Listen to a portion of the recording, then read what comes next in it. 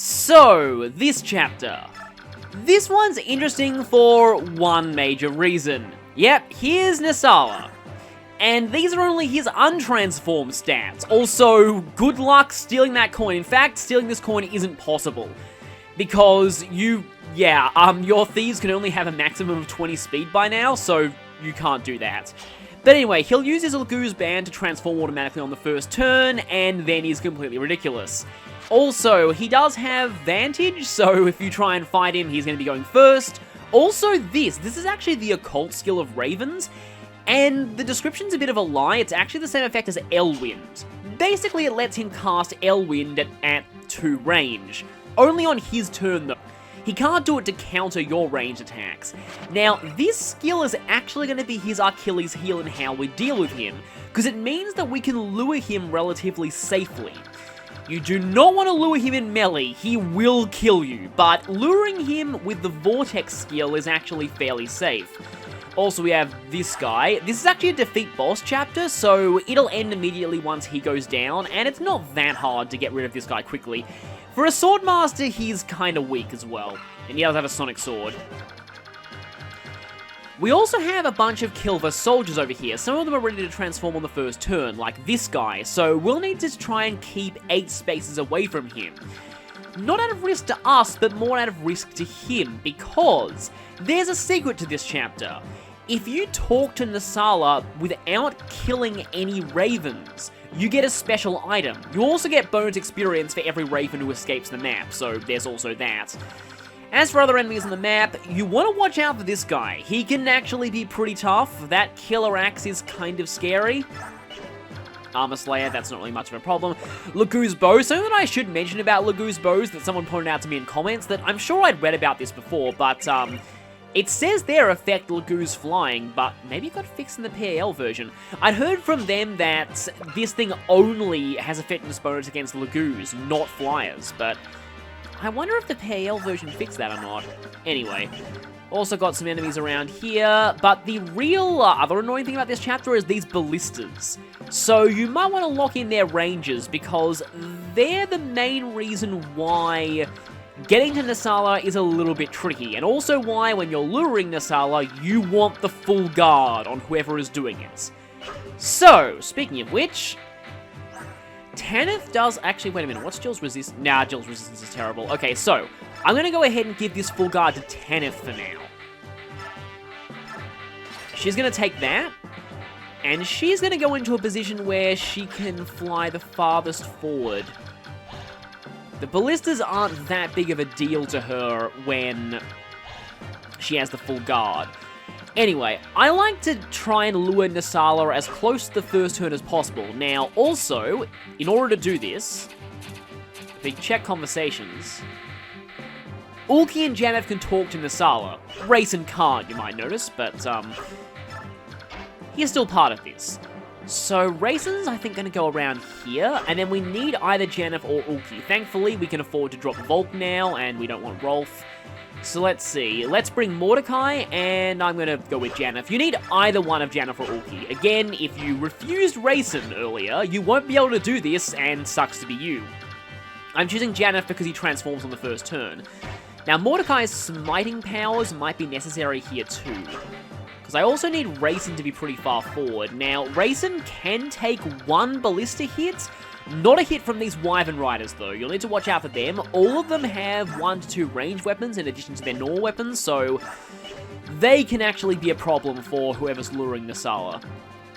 So other than that, I'm gonna need, let's see, Jill might be needed over here.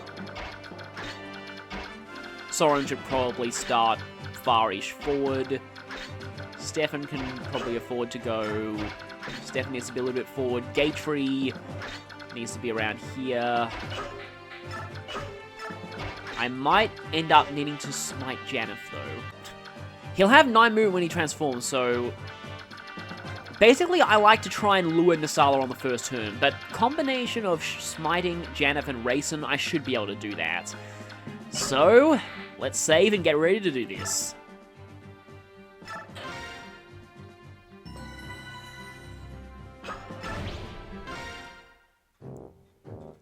And more generic enemy music.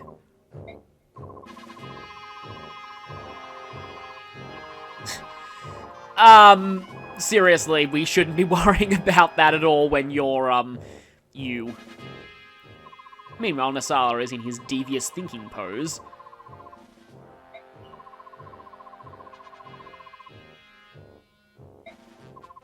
Of course, Naesala knows about the traitor. Traitors, I guess, they probably have some kind of traitor club that they all go to.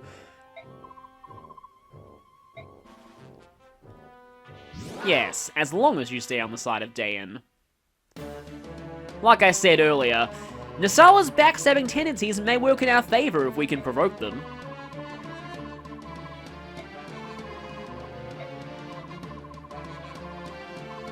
Yep, we just rush them.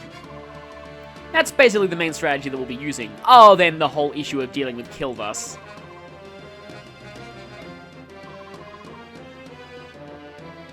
Yes, they did. They did, and then stuff happened. Yeah, it's hard to find ways of betraying someone's friendship worse than selling them into slavery. Yeah.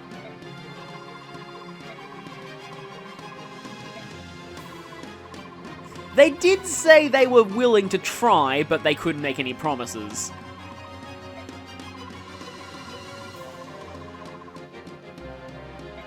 Ike, you're gonna have to force the issue here.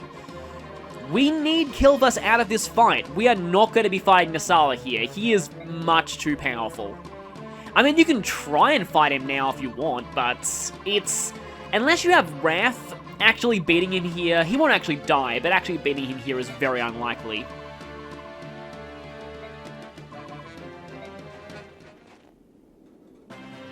So let's go. First things first, like I said, Naesala is now transformed, and he's even scarier. But his Achilles heel is that Vortex skill. If we can lure him into a position where he is forced to attack with Vortex, that's our best bet. Oh yeah, I just realized we don't actually need to have Janeth get into position yet. Just as long as Janeth gets into a position where he can talk to Naesala on turn 2. I like to get Naesala off the field as fast as possible. Now, let's ignore the ballistas for now. Let's also make sure, yeah, that full guard is equipped. Obviously do that. And I'm going to need to smite you. With that smite, Tanith can go here. Let me quickly check something, though. Okay, that Wyvern Lord can reach. That could be a problem.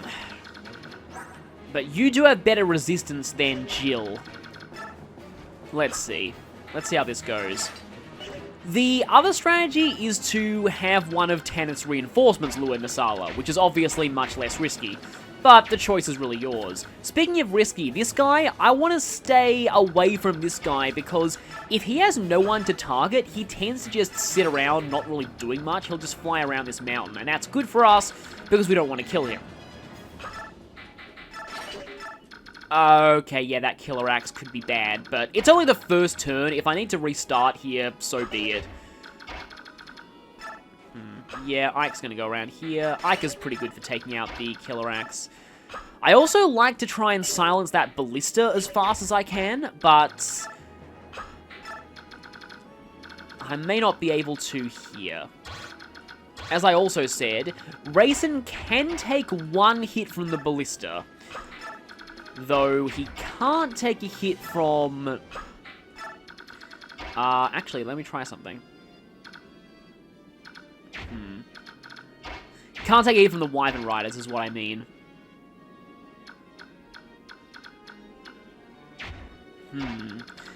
Can Titania get there?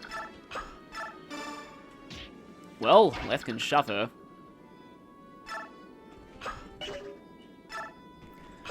I'm gonna try something. Because, yeah, mounted units work pretty well for silencing the Ballista. Just need to make... That fighter has a hand axe, I just realized, so Rayson could be in slight trouble. And Rayson leveled up. Is he gonna gain useless skill?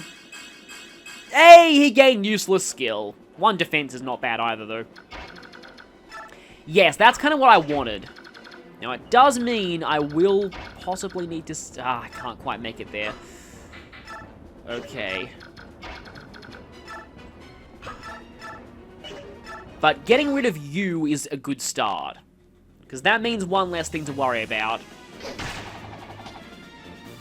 That 1 ballista up on the mountains is impossible to take out except for flyers. But getting rid of all the ballistas is obviously a huge help. The Wyvern Lords are a bit more of a threat early on. Okay, it's just moment of truth time here. Now... Oh, hey, well, I mean, if you're the only one who can attack Rayson, he's probably safe.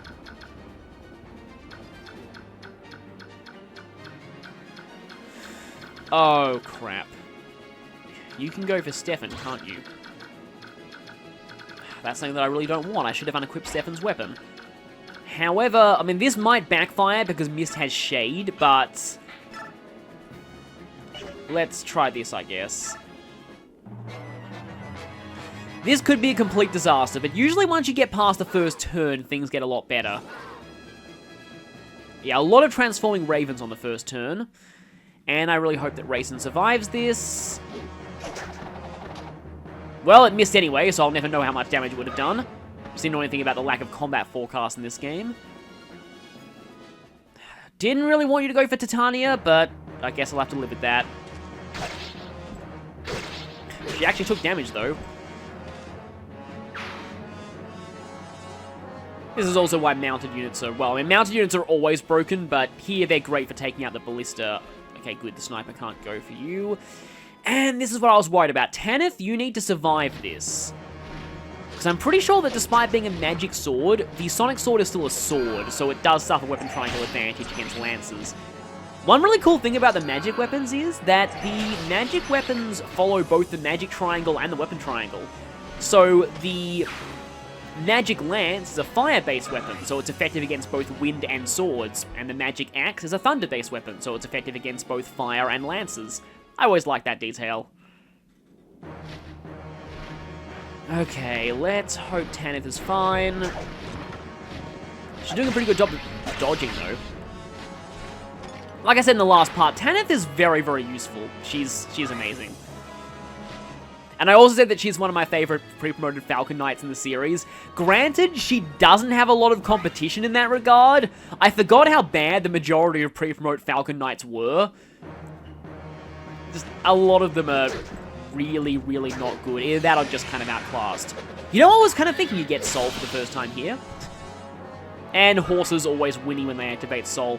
Well, it's not exactly the horse that's activating Soul, but oh well.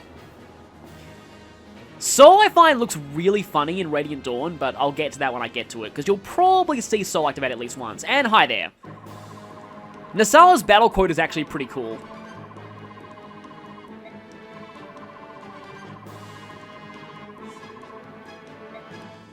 That is a great line.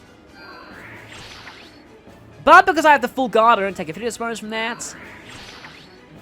I'm actually counterattacking him, that's kind of funny. Yeah, he doubles pretty much everyone, so you definitely want the full guard, and you really, really, really... and you actually did take the bait, that's interesting. Yeah, that's why I don't like the Shade skill, by the way, because most of the time, it just doesn't work. If the enemy has someone very, very weak in their range, they'll attack them, whether or not they have Shade.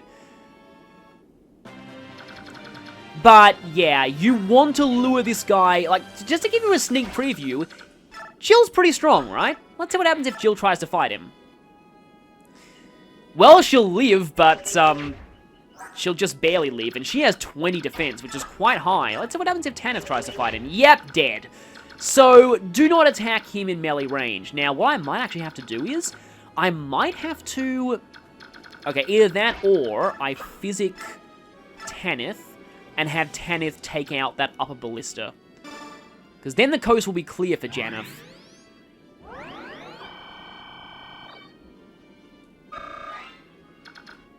Obviously, you want to keep your flyers away from ballistas, and Janeth has just enough movement. Great. Before I do anything else, can I kill you? Both of them have the exact same hit rate. Might as well go for this one then. Just to make the coast clear for Janeth here. Or not, because that happened. Well, I have Jill still, so I think Jill can't quite reach. However, I do have Mordecai. And I won't be needing Mordecai for anything else here, as long as I make sure that Rayson stays in range of Naesala. So, let's see. So, Naesala, I'm pretty sure, moves before the generic Ravens do, so as long as I talk to him, I shouldn't have to have any worries about killing this Raven here. Yeah, let's just... Okay, first, let's just do this, because I just want you gone. I don't want to risk your crit raid.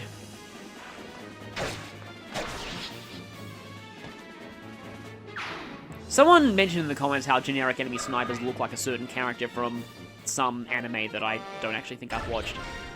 Another one of those. We got one of them not long ago. It's kind of weird that we're getting another one right now. Ike is also pretty effective against that warrior, but also Stefan's luck is terrible.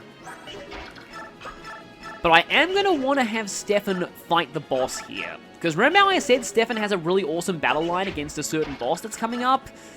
That's the boss of this chapter. I really can't wait to show that. Speaking of things that I can't wait to show... yeah, Tellius effective weapons. Gatry does not care about armor slayers. Doesn't even need the full guard. They just suck. Completely. They're just so bad in this game. Forgot how bad effectiveness weapons were in Path of Radiance, but oh well. Yeah, if you somehow manage to hit a 20 and then get a crit, that will be bad, but I could always crit you first. And I can't even get in range, so... Or I could just go for absolute safety and do this. And... that lowers my avoid, but only a little bit. I should be able to block you off from those Myrmidons. Once you've dealt with Naesala and the Ravens, this chapter is really not that difficult at all. The enemies aren't really that much of a threat, and it actually tends to be over pretty fast. Don't even think there's that much in the way of reinforcements here, but maybe I just don't really notice because I usually clear the chapter way too quickly for the reinforcements to ever be a factor if they actually work here. Now that longsword may actually be a slight threat to Titania, so we'll need to be careful there. Oh yay, one of the few things that I can double. And then he activates Ether anyway, so it's all pointless.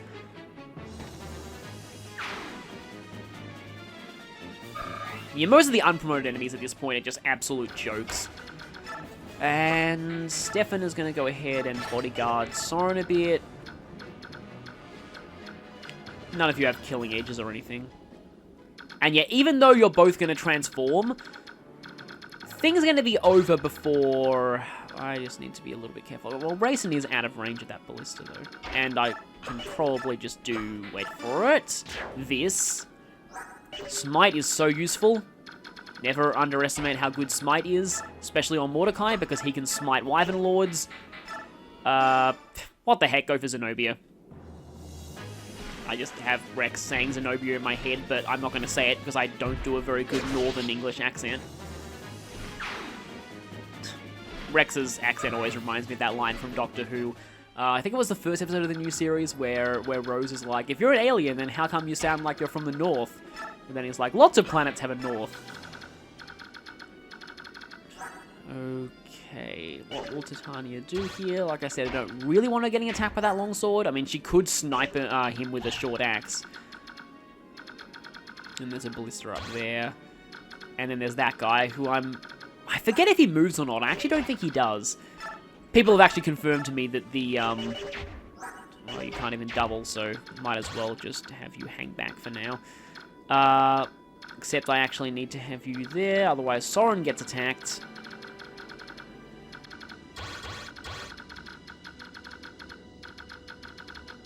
But I could, yeah, I could actually do this. Who needs the experience more, Gatry or Soren? Soren on a technicality, but... Might just want to move Gatry one space up here. Actually, wait, no, will that expose Rayson? Also, gotta make sure I don't forget about Janeth. Because if she hasn't talked to Naesala, all of this is pointless. Okay, no, that's 6 spaces, yeah, that's fine.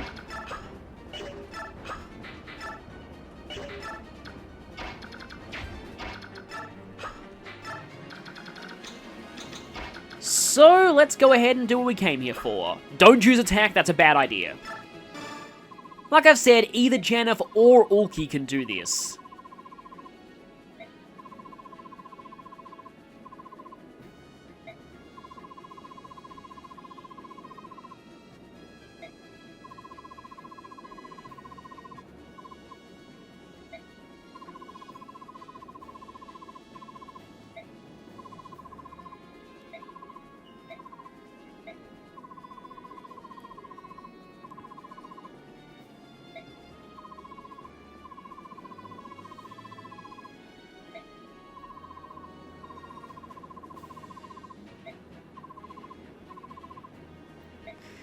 Every trader tends to have a morality pet, and Leanne is Naesala's.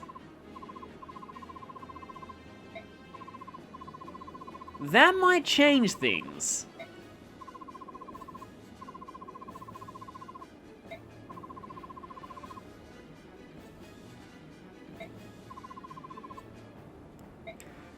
So, he's kind of being blackmailed here. If he doesn't do this, then he's gonna have the entire Hawk Nation as his enemies. Also, don't do that. That's a terrible idea. So, Naesala, the first thing that he does should be... Oh, the Wyvern Rider seems to be moving first. I really hope that he moves before the regular crows, otherwise they could just suicide themselves, and that would be really bad. Because I need all of them alive. I mean, technically speaking, they only need to be alive by the time Naesala talks to Rayson, because that's when you get the item. But I like bonus experience from them anyway. Gatry's actually been pretty good in this playthrough, though. One of the few characters who's turning out stronger than he was. And I say that, now he's going to get a terrible level up. No, not really. He also has just as much speed as Ike did, and he's a general. Gatry's almost cap strength. If only this was Radiant Dawn, when capping stats early means you can cap everything else via bonus experience, but that is not the case here, and Steel Lancers still have kind of bad accuracy. Which is always annoying. I think Nephany needs to fight some more stuff. Gatry is sort of stealing her thunder a lot here.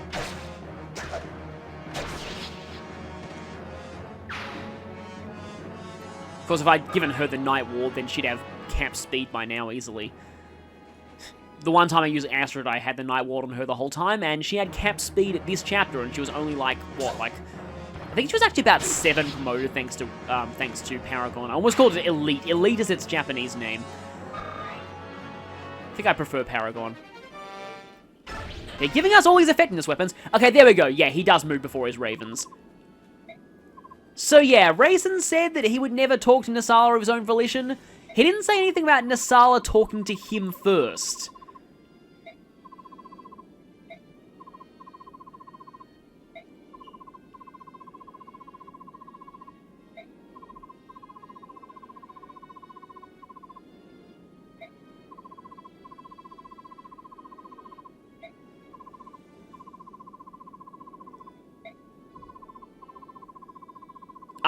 Really? You're still playing that card?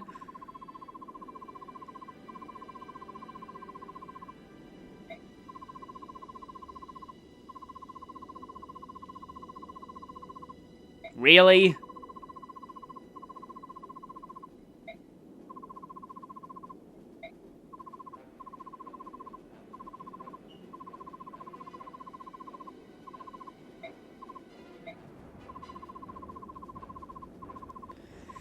Yeah, thank Tibon and Ike for that.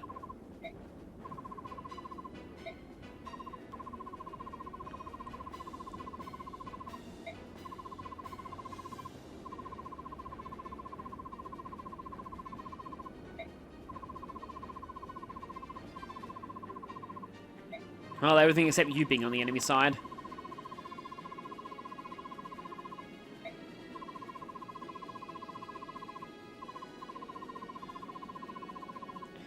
I guess that is true.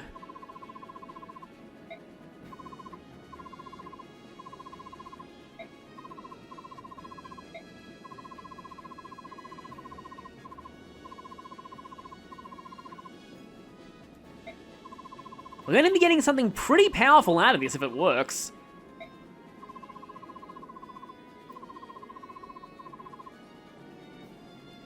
That, and you'll also be making an enemy of the entire Hawk Nation.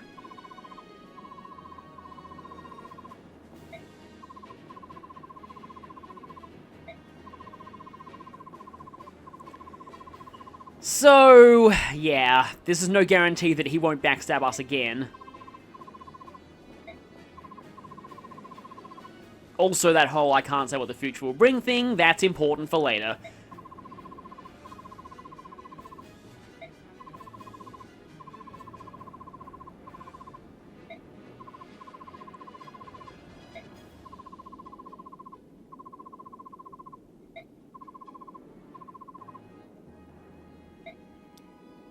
And this bit of the conversation only happens if you haven't killed any of the ravens.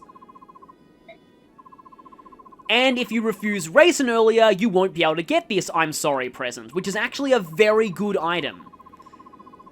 The Night Ring. Now, this is an item that originated in Fire Emblem 4. There, you had to keep Lachesis' idiotic allies alive in order to get it. Here, it's a bit easier.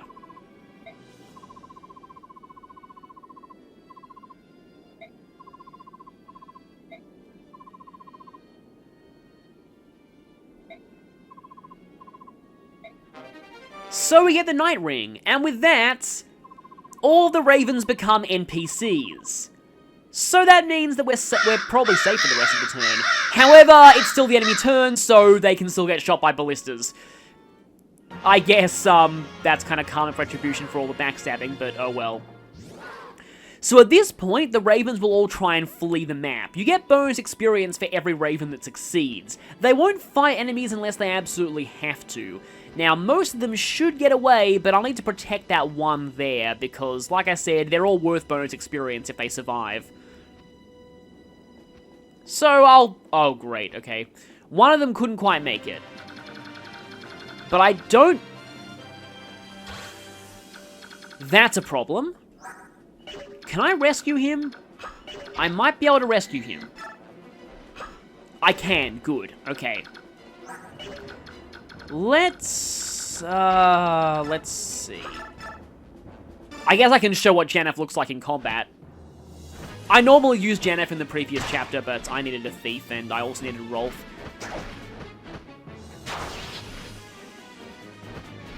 Normally, I would have avoided bringing Leth to the previous chapter, but I wanted to build up her support with Jill. I wanted to get Leth and Jill's B before chapter 20. Mostly to prove that it doesn't actually change anything there.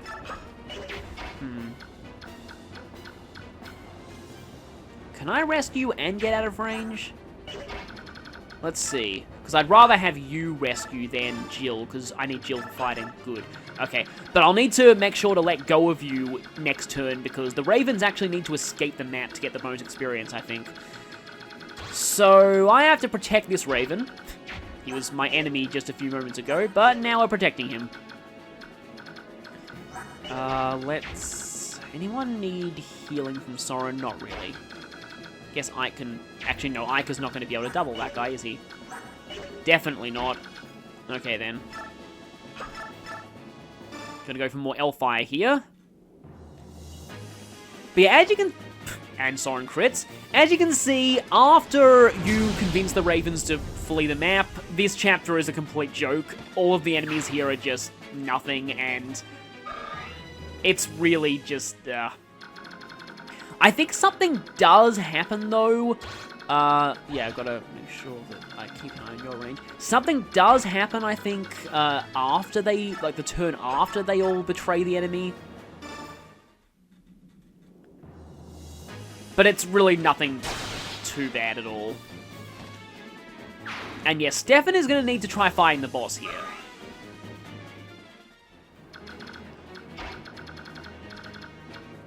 Let's see if I can lure some of them in with Gatry. Like I said, I'm pretty certain the boss doesn't move.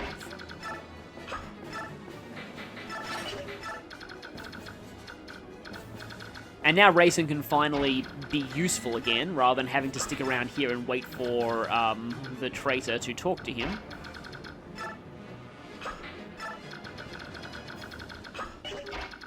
Kind of want to get rid of that ballista, though. Like I said earlier, only flyers can take out that one. Okay, yeah, Rayson's got a pretty big movement range. Oh yeah, the Night Ring. I need to equip that as well, because if you don't equip it, it's useless.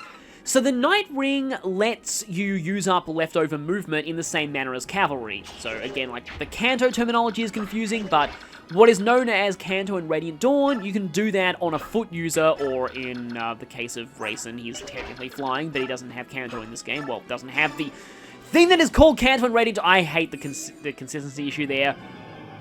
I'm only calling it Canto because that's what most of the fandom refers to it as. But yeah, we can do that. And it actually works pretty well on Rayson. I think Jill will be fine, even with that ballista. Might as well equip that if I'm not equipping the full guard.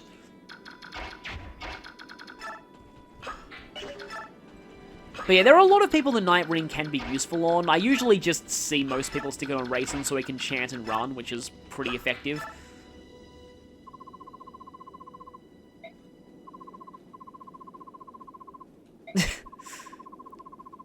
It's the same thing. Naesala backstab count +1.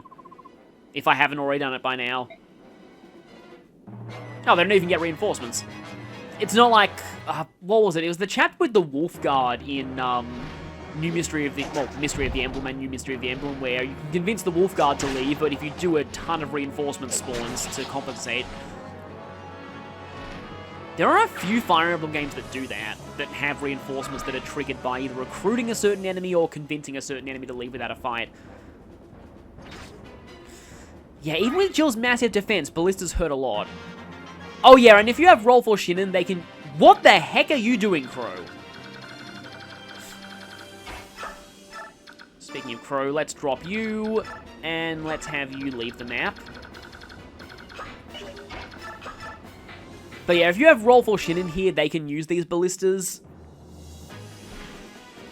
They do work wonders against the enemy Wyvern Riders, but they're not really all that necessary. And unlike the ballistas in the GBA games, these ones are completely immobile.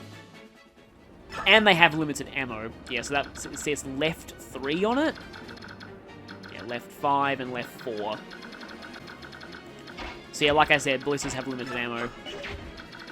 Now, I actually forget if we end the chapter now, do the Ravens not count as escaped? I'll have to see how that ends up working.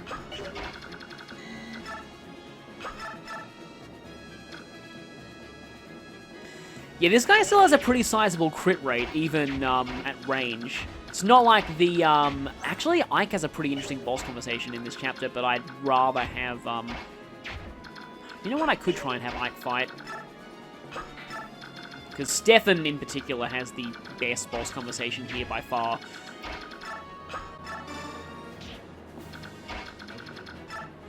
The problem is if I do this, then... Actually, maybe you're not going to destroy the boss. And even if you get critted, you'll be fine. Actually, wait a minute. No, you won't be, but if I have Miss Physic you, you'll be fine. A crit will be just enough. And that missed anyway, so I don't need to worry. But if that had hit, I would have needed to Physic you with missed.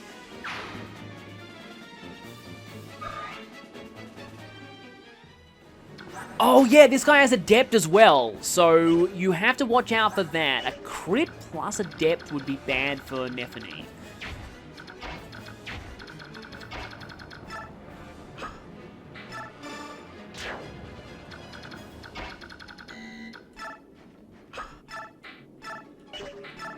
Don't really want to kill a Lance this guy. Ooh, that's not good.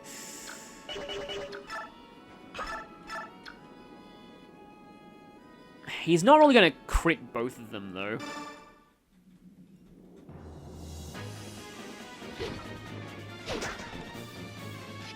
I sort of want to stall this out for one more turn, just in case the Ravens only count for bonus experience if they actually escape. And no free physics styles in this chapter, sadly. Okay, let me quickly just check something. I just want to make sure that the boss isn't going to run up and attack Miss, because that would be really embarrassing. But I guess I can talk about how, yeah, some people might feel like Naesala was a bit too easily forgiven for what he did. But he was only forgiven with conditions, and those conditions mean withdrawing his entire country from the war, so he suffers pretty badly out of the whole deal.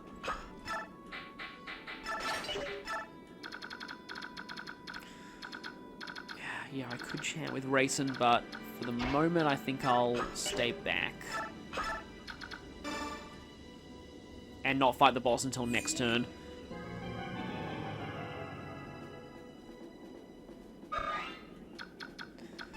So yeah, you lose the Night Ring, obviously, if you didn't... I've said that before, but I just want to reiterate why refusing Rayson is a really, really, really, really terrible idea.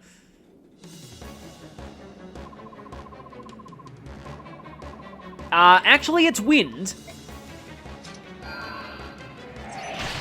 Also, yeah, all Sword Masters are kind of palette swaps in this game. Kind of want to weaken you for Stefan, but oh well. No adepts from you either, so that's good.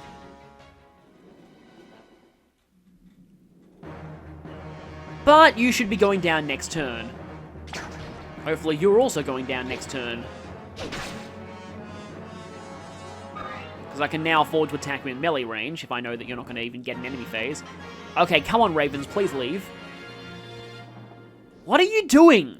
Is it because you're hurt? I think it is, but...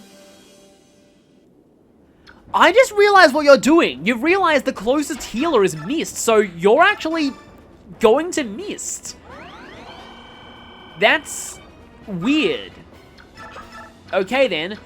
I guess we'll find out the hard way if you don't count, because... We'll see. Now, let me just check something. If Ike ethers, though, I don't get to show Stefan's amazing boss dialogue. Because Ike does have very good boss dialogue with this guy, too. Okay, yeah, Nephany needs the kill here. Most of us are getting to be around level 7 promoted by now, 6 or 7, which is good. Generally, 1.5 level ups per chapter is probably a good pace for this point. You'll obviously be leveled up a lot more on the lower difficulties. But as you can see, this is still basically hard mode in name only. Path of Radiance difficult mode is really not that hard at all. 12, 24, 36. Yeah, that's fine.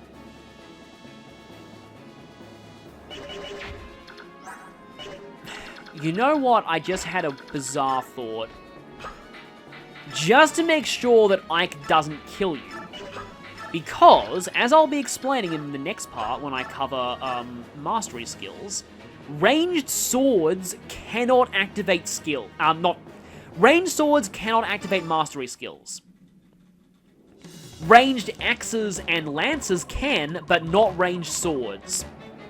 This is really, really important later on when we fight the Black Knight.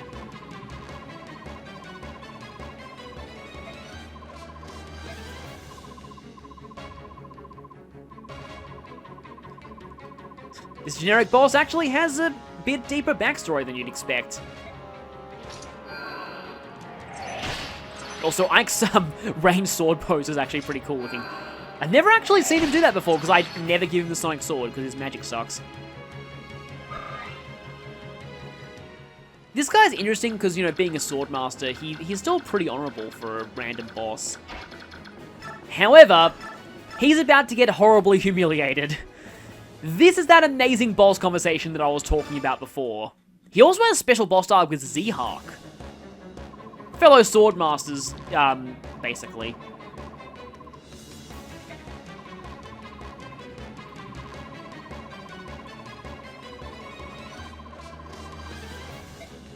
Yes! Yes, Astra! That's perfect! And then this is like one of the most humiliating boss defeat quotes in the series. It's just like, the shame. But anyway, that conversation I wanted to show, the TV tropes page for this game sums it up perfectly. When Stefan has a special boss conversation with a boss, it sounds like Stefan should be the boss instead. That really sums up that conversation. That's also why I really think that Stefan, if he had a personal skill, it should be something to do with giving a bonus to fighting bosses, because he really is kind of the master duelist of this game. Also, this dialogue changes depending on how you handle the ravens.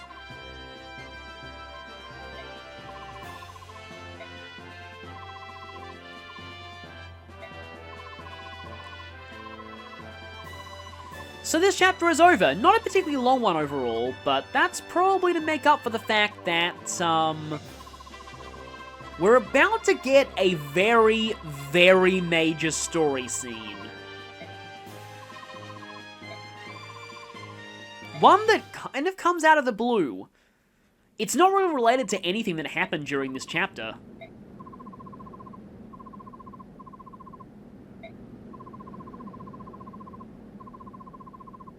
This must have been the gold they were promising Naesala.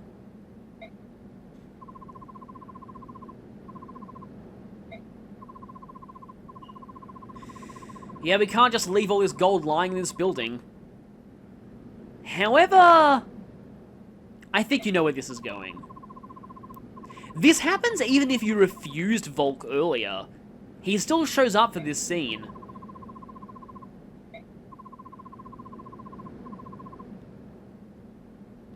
And even after taking away 50,000, we still get a lot of money out of this one. And we didn't even need much. We got so much money from the Benyon arc, and we get given even more now.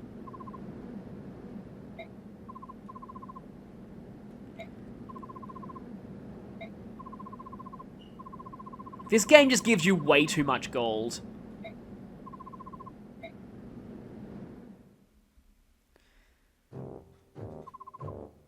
Meanwhile, I'm so sorry, generic soldier, you're dead.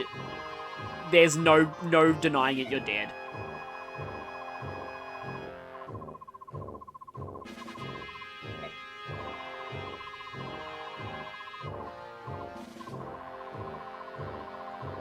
And betrayed in record time too, they're only with you for one chapter.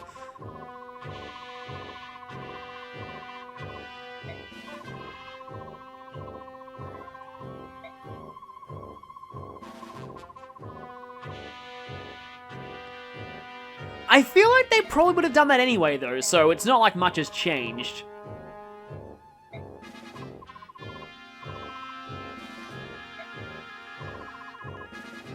Hey, he actually survived. That's a first.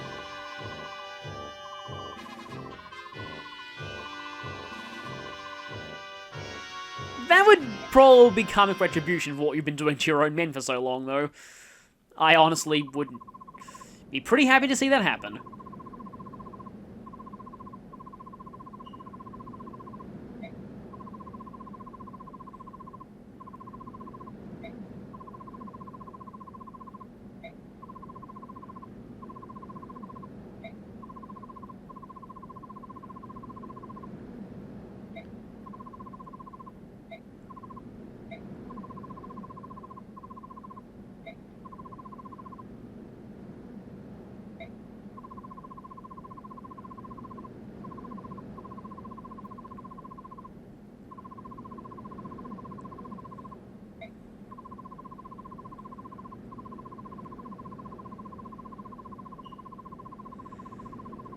So that's why you knew about Ike's father, and that's why you came to us all that time ago. You know, Volk probably already knew Grail was dead at the time. That was probably the only reason why he came to Ike.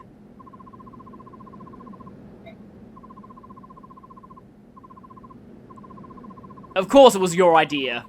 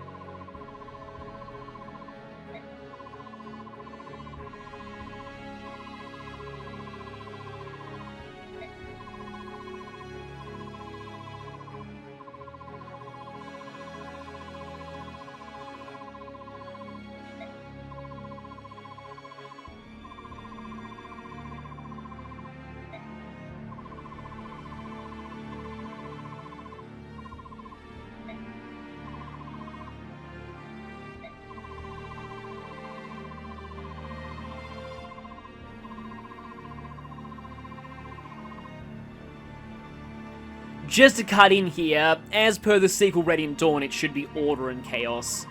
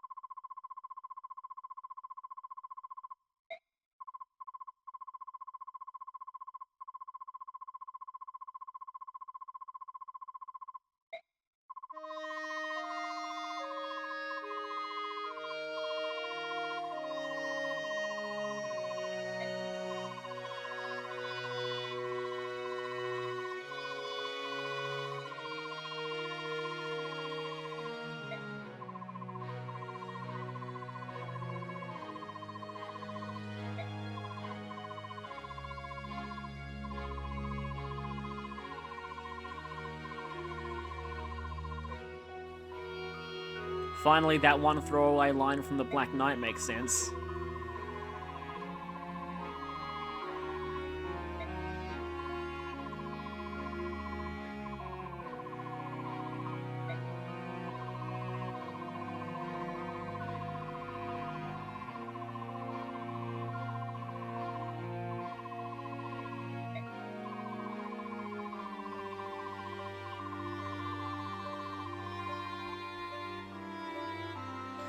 And that's why he refused the Black Knight's sword during that fight back in Chapter 7.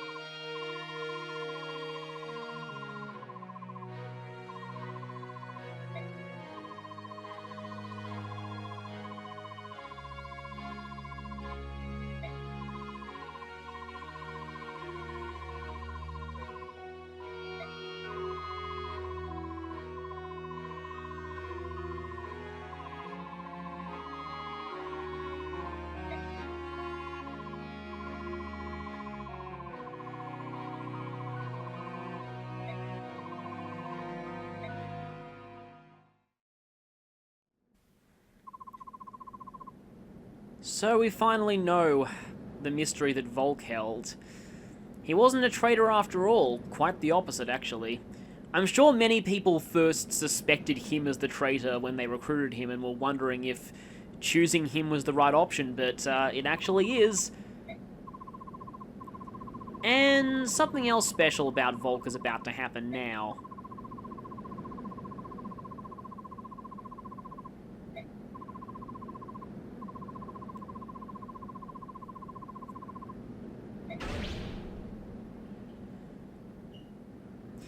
We want to say yes here, because it triggers something.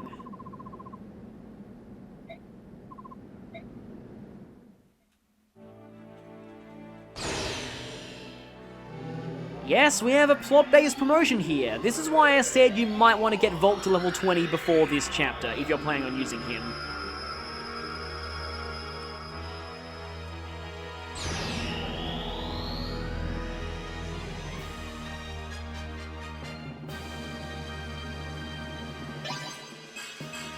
And like any plot-based promotion in this game, it comes with a new portrait.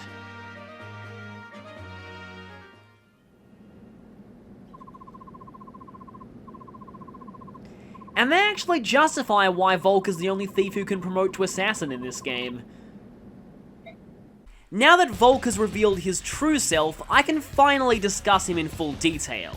Volk automatically promotes to assassin at the end of chapter 19, and he's the only one in the game who can be an assassin. As an assassin, he has great caps in skill and speed, and he's very likely to reach them, and he's also likely to cap strength. The problem is his strength cap is very low, and he's still stuck with knives. Now, the best knife in the game is effective against armored units, so at least has something going for it, but still, knives are pretty terrible. And that does really hurt Volk's usefulness as a combat unit. If you are using him though, he is an assassin, and that means that his occult skill is what you would expect, lethality. Lethality isn't that amazing in this game though, mainly because its activation rate is your crit rate over 2, and there are no killer daggers. The best crit rate Volk can have, and this is with capped skill against an enemy with 0 luck by the way, is 25%. So, like a 12.5% chance of activating lethality. That said, if you are using Volk, you might as well teach him lethality, because while it's not great, most of the occult skills are even worse.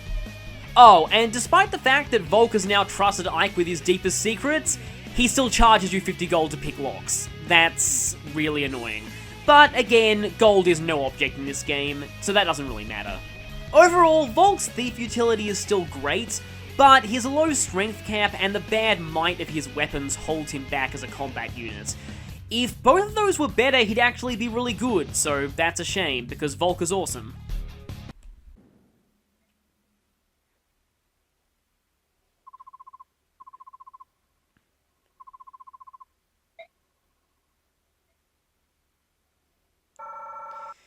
And on that bombshell, we end the chapter. Oh, dang it, yeah, that last Raven could have been worth more if he'd escaped, but he was an idiot and chose to stay near Mist.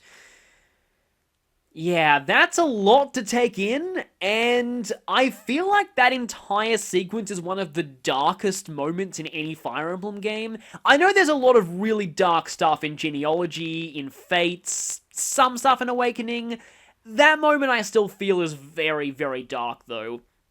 Just the fact that when I first played this moment completely shocked me. I never would have guessed that Ike's mother was killed by Ike's father, but in a complete accident that he had no control over.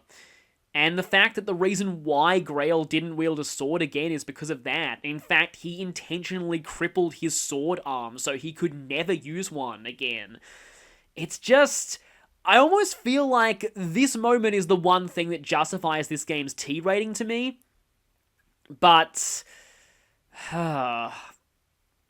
what else can I say? That moment still gets me emotionally. It's just... Anyway, so much makes sense now. Why the Black Knight wanted the medallion, why the medallion was glowing and obviously more important than it seemed, why Deginsia said in an earlier scene, we need to make sure that Leron's medallion isn't found. We finally know what it is. Now that we know that has some interesting implications of exactly what the Black Knight wanted to do with it. So, on that note, we're actually going to leave all of those plot points aside for now, for a few chapters, because next chapter, there's going to be even more tears! Yay! For completely different reasons. So, see you then.